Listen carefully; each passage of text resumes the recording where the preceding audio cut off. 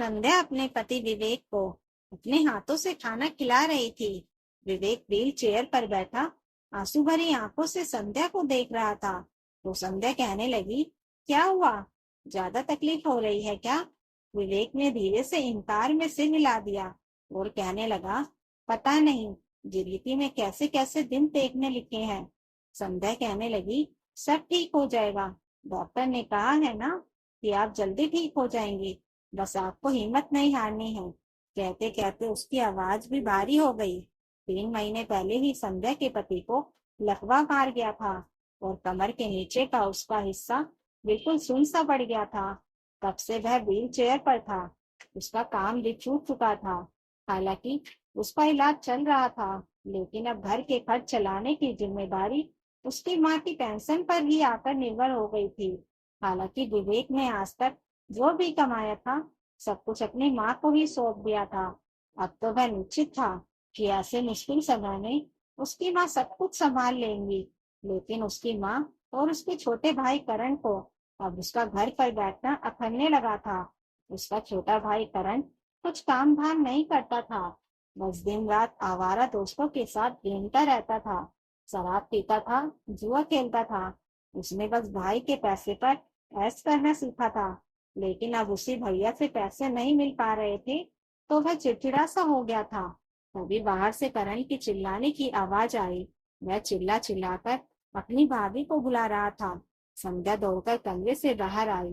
पीछे पीछे विवेक भी व्हील चेयर चलाते हुए हॉल में पहुंचा तो करण गुस्से से आग बबूला होते हुए अपनी माँ से कहने लगा, माँ देखो ना, भाभी बस भैया में ही लटकी रहती है। मेरे जूते अभी तक पॉलिश नहीं किए हैं महारानी ने, कामचोर कहीं की। इतना कहकर गुस्से में करण ने भाभी को जोर का चाटा लगा दिया। पत्नी के साथ बदतमीजी होते देखकर व्हील चेयर पर बैठा पति भी तड़प उठा। संध्या ने पीछे पलट कर देखा। विवेक की आंखें थोड़ी गीली थी और विवशता के कारण उसने नजरें झुका ली। संध्या गुस्से में फुफकार कर उठी और उसने पलटकर करण को जोर का तमाचा लगा दिया। करण गुस्से से पागल हो उठा और वह उसकी तरफ लपकते हुए बोला, भाभी तुम्हारा दिमाग खराब हो गया है क्या? तुमने मुझ पर हाथ उठाने की हिम्मत कैसे की? इतना कहकर जैसे ही उसने दोबारा हाथ उठाया तो संध्या ने जोर से उसका हाथ पकड़ लिया और उसका हाथ पीछे झटकते हुए बोली, बस अब दोबारा मुझ पर हाथ उठाने की कोशिश भी की तो अभी मैं पुलिस को फोन करके बुलाऊंगी। सुनते ही करण सकपका उठा। उसकी माँ गुस्से में बोल पड़ी, बहू यह क्या बकवास है? घर की छोटी मोटी बातों के लिए तुम पुलिस बुलाओगी? संध्या क्रोध से जलती हुई नजरों से अपनी सास की ओर देखते हुए बोली, माँ जी ये छोटी मोटी बात लगती है आपको? अगर आप पर कोई मर्द हाथ उठाए तो क्या आपको अच्छा लगेगा? उसकी सास खामोश हो गई। विवेक की आंखों से अब झरझर आंसू बहने लगे थे।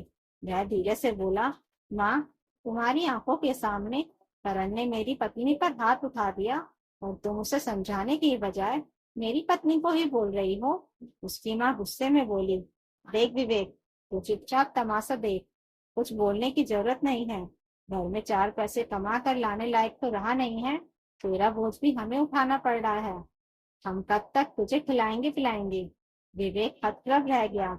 वह कहने लगा, माँ आज तक मैं कमाता रहा, सारा खर्च में उठाता रहा, अपनी सारी सैलरी आपके हाथों में लाकर रख देता था, तब तक तो ठीक था। और आज जब मुझे जरूरत पड़ी तो मैं निकम्मा हो गया। माँ कुछ दिन तो मुझे दे देती, मेरे स्वास्थ्य में सुधार होने के बाद मैं भी कोई ना कोई काम कर भी लेता। लेकिन ऐसा लगता है जैसे वह बुरा वक्त मुझे लोगों की असलियत दिखाने के लिए आया है। कहते कहते उसका गला भारी हो गया। संध्या से भी अब यह सब देखा नहीं जा रहा था तो वह उसे लेकर कमरे के भीतर चली गई। एकांत मिलते ही विवेक पत्नी की हथेली थामकर सिसक पड़ा और कहने लगा कि आज तक तुम मुझे हमेशा समझाने की कोशिश करती थी कि हमें अपने बारे में भी सोचना चाहिए, लेकिन मैं हमेशा माँ को ही सर्वोपरि समझता था। माँ को मैं सारी सैलरी लाकर दे देता था और आज देखो मेरे इसी परिवार ने मुझे कैसे कैसे दिन दिखा दिए। कहते कहते वह हाँफने लगा तो संध्या जल्दी से पानी का गिलास ले आई। विवेक ने 2 घूंट पानी पिया, फिर अपने दिल का बोझ हल्का करते हुए कहने लगा कि अरे अच्छे वक्त में तो सभी साथ देते हैं, लेकिन परिवार तो वह होता है ना जो बुरे वक्त में भी इंसान को संभाले। लेकिन यहाँ पर तो माँ मुझे निकम्मा कह रही हैं।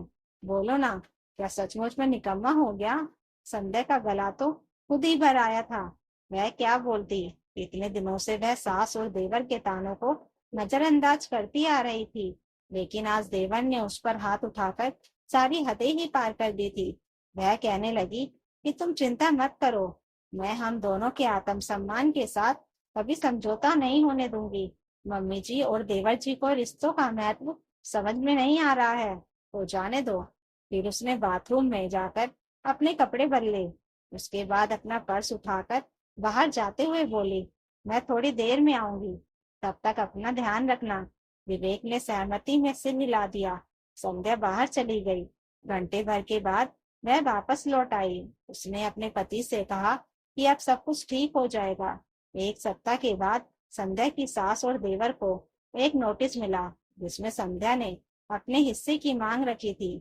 उसकी सास बौखला गई और कहने लगी कि मेरे जीते जी इस घर के हिस्से नहीं होंगे। संध्या दृढ़ स्वर में बोली कि आपको लगता है कि आपका बेटा निकम्मा है तो हमें हमारा हिस्सा दे दीजिए। हम अपने निकम्मेपन के साथ दुनिया के किसी भी कोने में चले जाएंगे। साथ तो उनके रह जाता है जहाँ प्रेम और परवाह हो, लेकिन यहाँ पर तो कुछ है ही नहीं, तो फिर साथ रहने का फायदा क्या है? उसकी सास बहुत परेशान हो गई थी। अब कानूनन संपत्ति पर विवेक का हक भी तो बनता ही था। करण ने कभी सोचा भी नहीं था कि घर में अपनी सत्ता चलाने के चक्कर में उसे आधी संपत्ति से हाथ धोना पड़ जाएगा। दोनों माँ बेटे ने काफी सोच विचार किया। उन लोगों को लगा कि कोर्ट कचहरी करने के बाद भी संपत्ति तो उसे देनी ही पड़ेगी और साथ में खर्च और भागदौड़ की परेशानी अलग होगी। इसलिए उन दोनों ने मन मुसस कर विवेक को उसके हिस्से के रुपए दे दिए। साथ ही वह लोग विवेक को कोसने लगे कि अपनों का दिल दुखाकर तुम दुनिया के किसी भी कोने में सुकून से नहीं रह पाओगे। तब विवेक ने हाथ जोड़ते हुए कहा, वह तो ईश्वर देख रहा है कि किसने किसका दिल दुखाया है। इससे आगे वह कुछ नहीं बोला। उन रुपयों से संध्या ने अपने आगे के जीवन की रूपरेखा तैयार की। उसने किराए का एक मकान लिया, गृहस्थ के थोड़े सामान खरीदे, बाकी रुपयों को उसने फिक्स डिपॉजिट में डाल दिया और उसके ब्याज से वह घर का खर्च चलाने वाली थी। फिर भी ब्याज के रुपए थोड़े कम ही थे, तो उसने पास के ही एक प्ले स्कूल में बच्चों को पढ़ाने का काम शुरू कर दिया था। पीछे से विवेक घर पर अकेला रह जाता था। बड़ी मुश्किल से संध्या सब कुछ संभाल रही थी। धीरे धीरे अपनी इच्छा शक्ति के बल पर विवेक ठीक हो रहा था, क्योंकि उसे भी अब अपने नए जीवन की शुरुआत करनी थी। अपनी पत्नी के दुखों को दूर करना था और अपनी पत्नी के जीवन को खुशियों से भर देना था, क्योंकि भेदभाव करने वाली माँ ने बुरे वक्त पर उसके सिर से न केवल छत छीनी थी, बल्कि पैरों तले की जमीन भी हिला दी थी। खैर, 2 सालों के बाद छड़ी की सहायता से अब धीरे धीरे विवेक चलने फिरने लगा था। संध्या तो बहुत खुश हो गई थी। उसने विवेक के लिए भी प्ले स्कूल में बात की, तो ऑफिस वर्क के लिए उसे भी वहां पर रख लिया गया था। हालांकि सैलरी थोड़ी कम थी, लेकिन पति पत्नी दोनों अब एक ही जगह काम कर रहे थे, तो उन लोगों को ज्यादा दिक्कत नहीं हो रही थी। धीरे धीरे करके उन लोगों के जीवन में भी खुशियों ने दस्तक देनी शुरू कर दी थी। 5 सालों के बाद जब संध्या एक प्यारे से बेटे की माँ बनी, तब दोनों बहुत खुश हुए। उन लोगों के पास कुछ रुपए इकट्ठा हो गए थे, तो लोन लेकर उन लोगों ने एक छोटा सा फ्लैट खरीद लिया। संध्या अब काम पर नहीं जाती थी, बस अपने बच्चे की परवरिश में जुटी रहती। घर का खर्च विवेक संभालने लगा था। जब वह पूरी तरह से ठीक हो गया, तब वह फिर से अच्छी जॉब की तलाश में जुट गया और जल्दी ही उसे अच्छी जॉब मिल भी गई। धीरे धीरे उनकी गृहस्थी की गाड़ी सही दिशा में आगे बढ़ने लगी थी। संध्या ने मुश्किल समय में जिस तरह अपने पति को संभाला था, उसने साबित कर दिया था कि संघर्ष के पलों में अच्छा जीवन साथी सबसे महत्वपूर्ण साबित हो सकता है। इधर उसके देवर को ना तो कोई ढंग की नौकरी मिल पा रही थी और ना ही उसकी शादी हो पा रही थी। घर का सारा काम अब वह अपनी बूढ़ी माँ से करवाता था।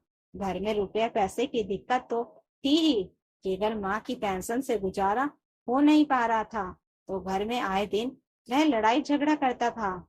और एक दिन शराब के नशे में जब वह माँ से जुआ खेलने के लिए रुपए मांगने पहुंचा और उसकी माँ ने रुपए देने से इनकार कर दिया, तो उसने जोर से अपनी माँ को धक्का दे दिया, जिससे कि उनका सिर दीवार में जा लगा और माथे से खून बहने लगा। नशे में उसे होश ही कहाँ था।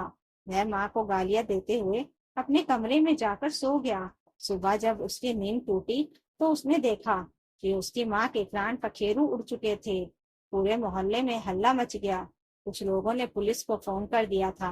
पुलिस ने आकर करण को गिरफ्तार कर लिया। अब वह अपनी बाकी की जिंदगी जेल की सलाखों के पीछे गुजारने वाला था। जिस माँ ने अपने लायक बेटे को निकम्मा कहकर खुद से दूर किया और नालायक बेटे को सब कुछ दिया, उसी बेटे ने आज उनकी जान ले ली थी। तो दोस्तों, अगर आपको यह कहानी अच्छी लगी हो तो कमेंट करके जरूर बताइएगा और नई कहानियों के लिए चैनल को सब्सक्राइब जरूर कर लीजिएगा। Thank you for watching.